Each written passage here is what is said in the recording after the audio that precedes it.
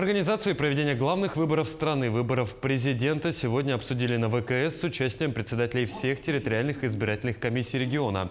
На сегодня во всех избирательных участках созданы все условия для безопасного проведения голосования. Обеспечена стабильная связь, завершается установка систем видеонаблюдения. В рамках проекта «Информ-УИК» члены комиссии посетили 299 тысяч домов и квартир с целью информирования о грядущих днях голосования.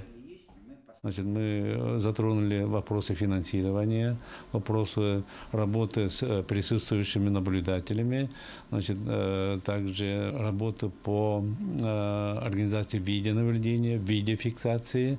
Вот у нас 283 УИК обеспечены видеонаблюдением, которое будет просматриваться, значит, со стороны Центра избиркома, Министерства цифровых инноваций. Я бы хотел пригласить наших телезрителей, наших дорогих избирателей, значит, прийти к избирательным своим участкам, исполнить свой гражданский долг.